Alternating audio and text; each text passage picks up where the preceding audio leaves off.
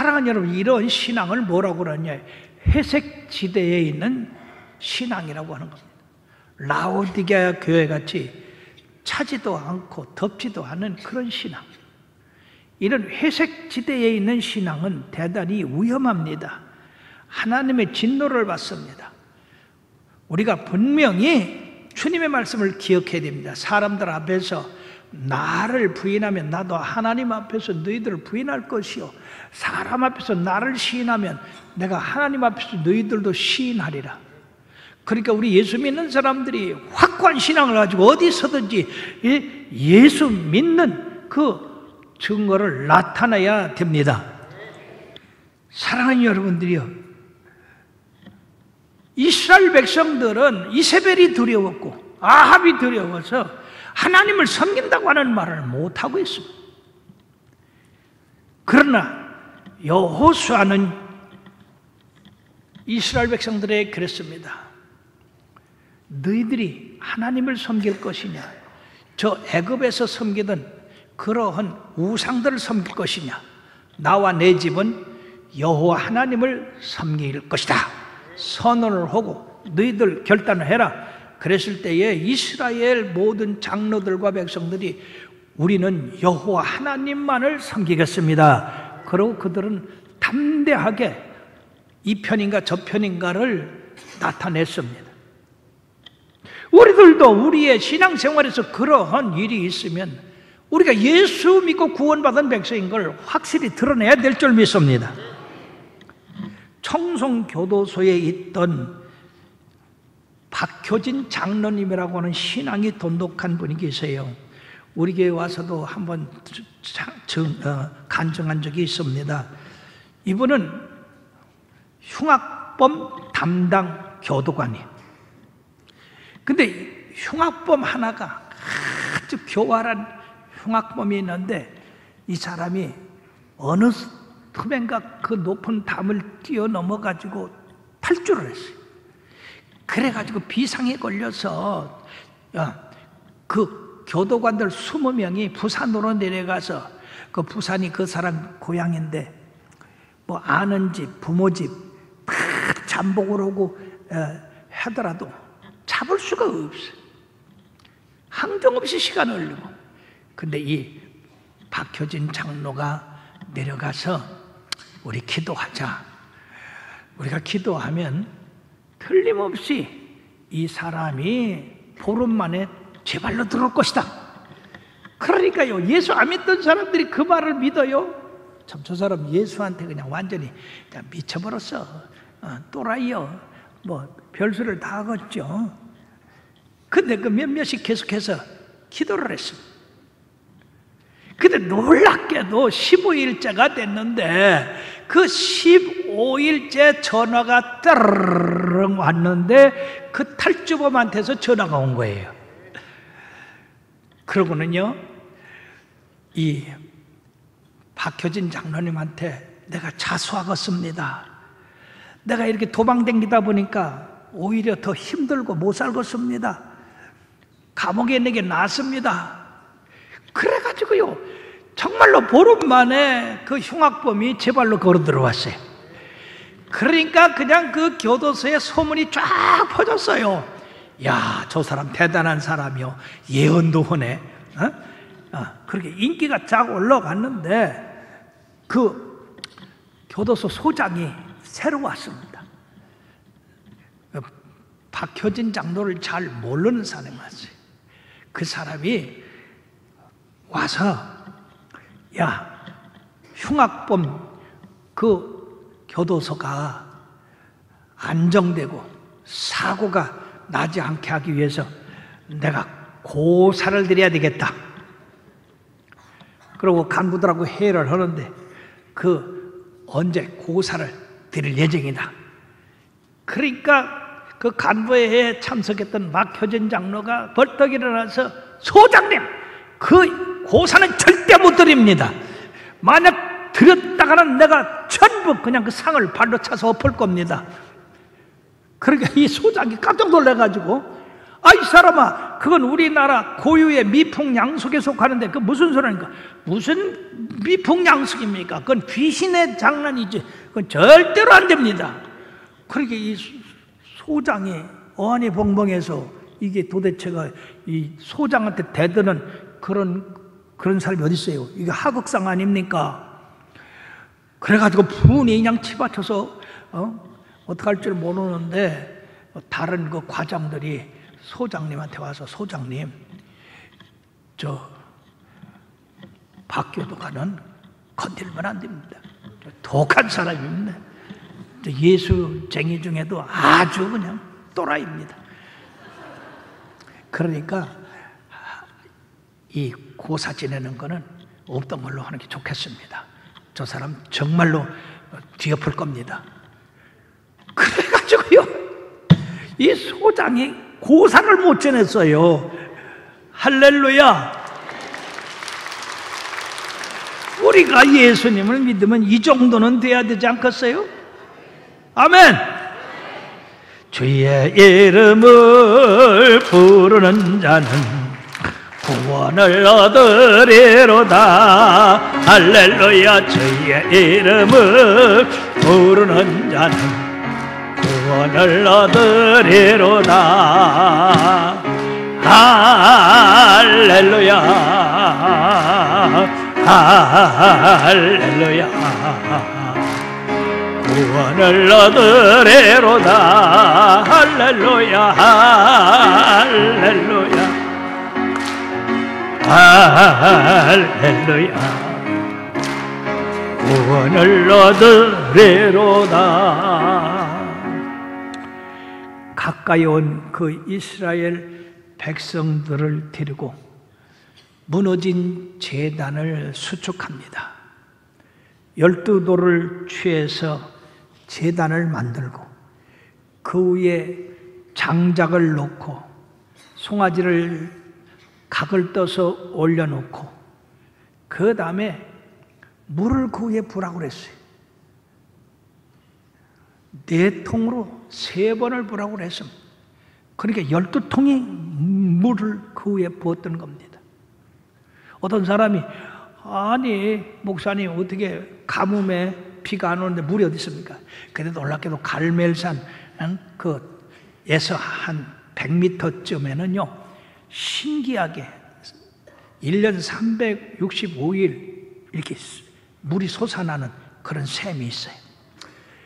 그래가지고 물을 10통을 부니까 재물에도 나무에도 돌에도 땅에도 그래서 땅에 고랑을 파고 거기에 물이 고이도록 했습니다. 왜 그러냐? 거짓말로 불을 내렸다 그렇게 할까봐 그렇게 했습니다. 그리고 엘리야가 손을 들고 여호와 하나님을 향하여 기도합니다. 여호와여, 하나님은 이스라엘의 하나님이요 나는 주의 종이요 내가 이것을 행하는 것은 하나님의 말씀을 따라 행하는 것입니다. 그리고 여호와여 응답하소서, 응답하소서.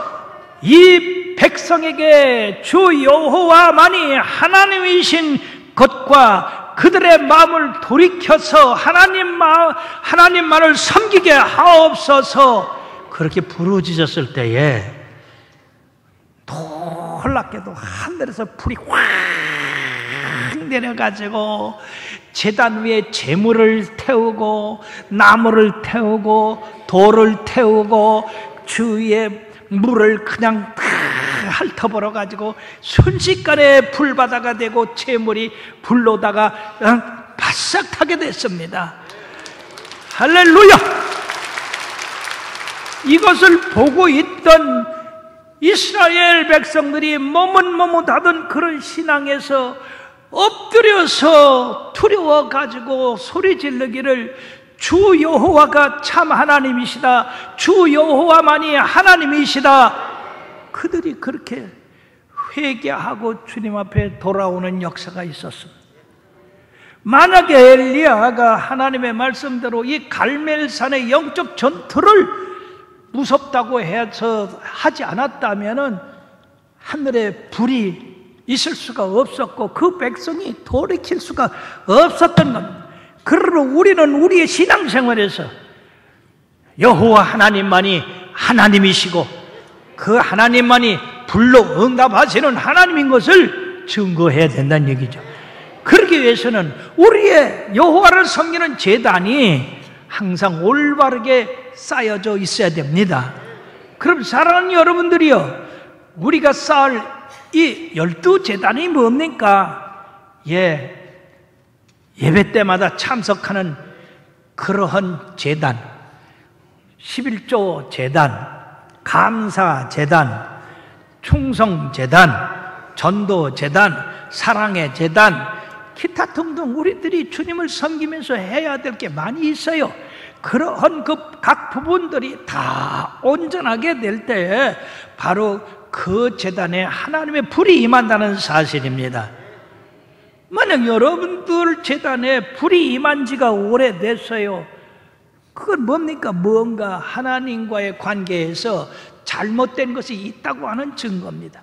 그러므로 그것을 생각하고 여러분들이 회개하고 올바르게 주님과의 관계를 갖게 된다면 여러분들의 기도에 우리 하나님이 불로 응답하시는데, 그 불로 응답한다는 것은 응답을 받는다는 얘기예요.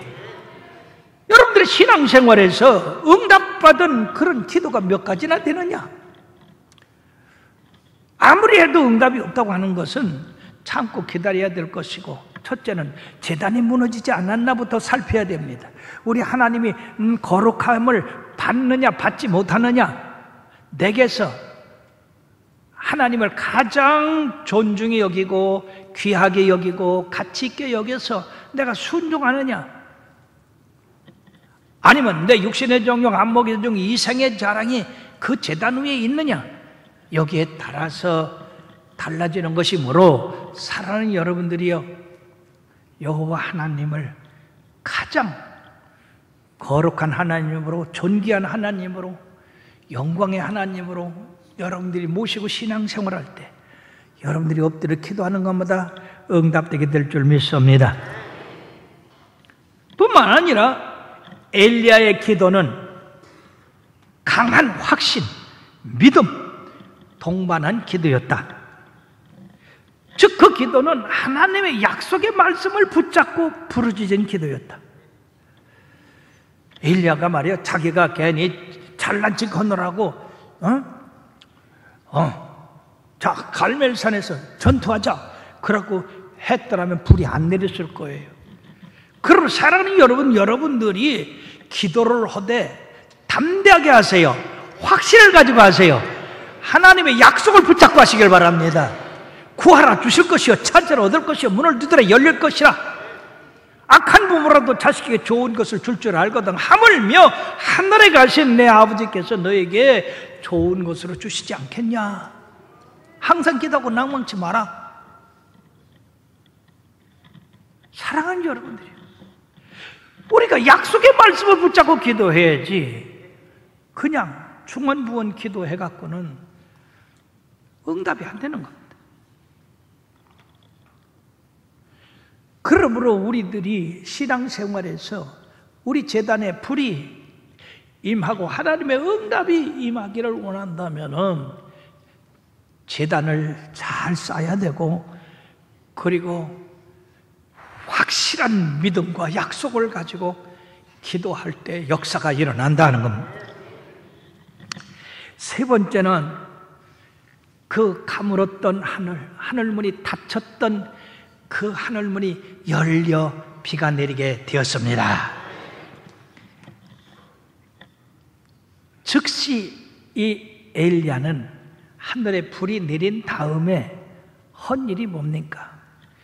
바알의 선지자들을 전부 기손 시내가에 내려다가 처단하라. 왜?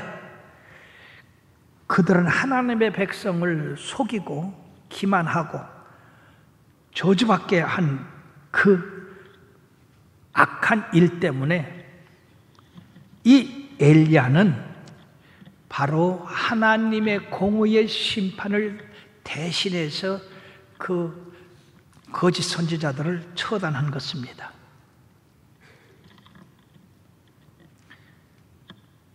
그러므로 하나님의 요구가 다 이루어졌을 때 엘리야는 갈멜산 꼭대기로 가서 엎드려 기도를 하는데, 무릎을 꿇고 기도할 때에 머리가 무릎 사이에 들어가서 부러졌다고 했습니다.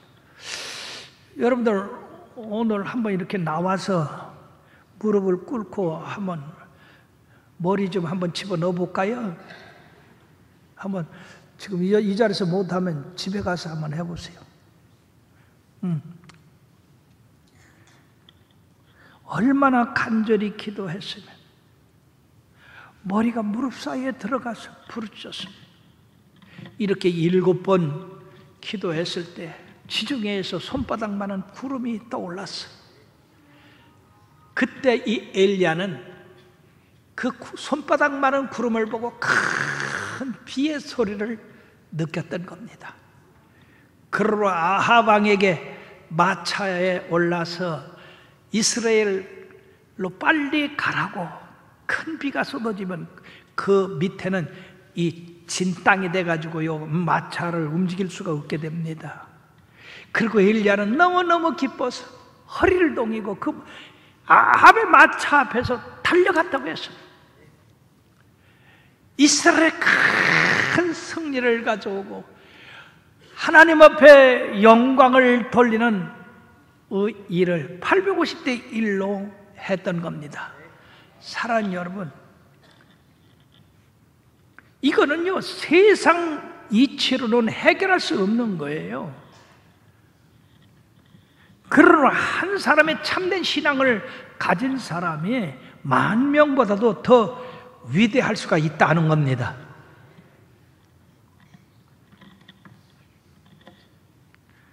언제든지 우리 하나님이 어디서든지, 마태복음 6장 33절에 너희는 먼저 그 나라 그 의를 구하라 한 것처럼 먼저 존귀함을 받고 먼저 하나님 앞에 여쭤야 되고, 그리고 하나님의 뜻을 따라 살 때 그 다음에는 무조건 형통하다고 했습니다. 빅터 프랭클 박사가 있는데 이분은 유명한 상담학 박사입니다. 이 사람이 유대인으로서 2차 대전 때 나치 수용소에 갇히게 되어서 지옥 같은 그런 생활을 보내게 됐는데 그의 가족, 아버지, 어머니, 형제들 다 이 독일 병들한테 죽음을 당했어요. 낙심이 돼가지고 자기도 자살하려고 그렇게 했습니다. 거기에다가 학자이기 때문에 평상시 연구한 논문을 가지고 그 수용소에 들어갔더니 전부 뺏어버리고 옷도 홀라당 다 벗겨버리고 죄수복을 던져줬어요. 울면서 죄수복을 입고 이렇게 생활하다 보니까 죄수복 주머니를 손을 넣어보니까 거기 꾸깃꾸깃한 종이 쪽지가 나왔습니다. 그래서 이상해서 그 종이 쪽지를 펴보니까 그 종이 쪽지에 성구가 하나 써져 있는데 그 성구가 바로 신명기 6장 4절 5절의 말씀입니다. 다 같이 읽어봅시다. 이스라엘아 들으라. 우리 하나님 여호와는 오직 유일한 여호와시니 너는 마음을 다하고 뜻을 다하고 힘을 다하여 네 하나님 여호와를 사랑하라. 하나님께서 나의 마음을 위로하시는구나. 하나님을 사랑하란다. 그때부터 마음을 고쳐잡고 하나님 앞에 열심히 기도하고 간구하고, 그리고 사람들의 마음을 살펴서 종이가 있을 때마다 그 상황을 종이에다 기록해가지고 나중에 이제 석방이 되고 해방이 됐을 때 그 모은 걸 가지고 책을 냈습니다. 그 책의 내용은 절망에 처한 사람들이여 희망을 가져라. 자살할 생각을 가진 사람들이여 삶의 의미를 생각해라. 눈물로 세상을 사는 사람들이여 미소를 지어라.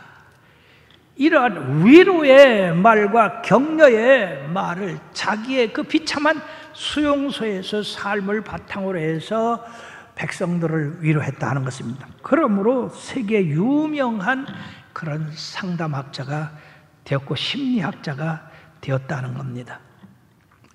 자, 예수를 믿으면 이처럼 변화됩니다. 우리가 빅토르 유고를 잘 압니다. 이 사람은 바로 프랑스 대표적인 문학가입니다. 세계적인 문학가입니다. 이 사람이 처음서부터 그렇게 된 것이 아니라 술과 노름과 세상의 나쁜 짓은 다 하고 다녔어요. 그러니까 딸이 유서를 써놓고 세느강에 들어가서 싸늘한 시체로 왔어요. 외동딸이 싸늘한 시체가 되었을 때 그 빅토르 유고의 마음이 어떻겠습니까? 근데 유서가 발견됐는데 아버지 돌이키시고 어머니 사랑하시고 주님 잘 섬겨서 하나님의 뜻을 이루게 되려고 그런 유서가 있었어요. 얼마나 가슴을 찢고 울고 통곡하고 그때서부터 경건한 삶으로 하나님을 잘 섬겼습니다. 교사를 하다가 그 다음에 세상의 불란서 교육 장관이 됐어요. 예. 그리고 그가 쓴 소설이 뭐냐면 우리들이 잘 아는 레미제라블 그리고 노틀담 꼽추 이런 세계적인 문단에 올라서는 그런 거장이 되었던 겁니다. 예수를 믿지 않을 때와 믿을 때와 이런 큰 차이가 있습니다. 하나님을 섬기는 제단이 무너졌을 때와 하나님을 섬기는 제단이 세워졌을 때의 그 삶의 차이는 너무나 큰 것입니다. 제단이 무너졌다는 것은 우상을 섬기고 내가 주인이 됐다는 얘기요. 제단이 세워지고 튼튼해졌다는 것은 하나님이 주인이고 하나님이 나를 다스리신다는 그런 의미가 되겠습니다. 사랑하는 여러분, 우리가 결론을 맺을 때에 본문에서 가르쳐주는 게 뭡니까? 여호와 하나님은 언제 어디서나 거룩한 하나님으로 높임을 받고 섬김을 받아야 된다는 얘기죠. 그렇게 될 때에 기도의 응답도 있고 불도 있고 비도 있고 그렇게 되는 것이라는 것입니다. 그래서 우리는 항상 우리 하나님 앞에 제단 쌓기를 게을리해야 하지 말아야 된다는 겁니다. 항상 내 자신을 점검해 봐야 돼요. 내가 무엇이 무너졌는가? 주일 지키는 것이 무너졌는가? 11조 하는 게 무너졌는가? 감사가 무너졌는가? 사랑이 무너졌는가? 봉사가 무너졌는가? 그리고 회복하셔야 됩니다. 그리고 하나님의 약속의 말씀을 붙잡고 부르짖어 기도한다면 하늘에서 불도 내리고 비도 내린다 하는 것입니다.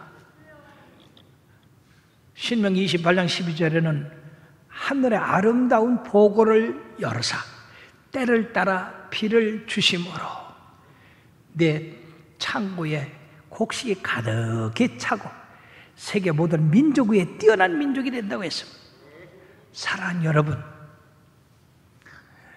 우리는 이 갈멜산 영적 전투에서 배우신 이 교훈을 여러분들의 삶에 항상 적용함으로 하나님의 귀한 백성이 되고 이 땅에 하나님의 뜻을 이루는 귀한 자녀들이 되기를 주의 이름으로 축원합니다.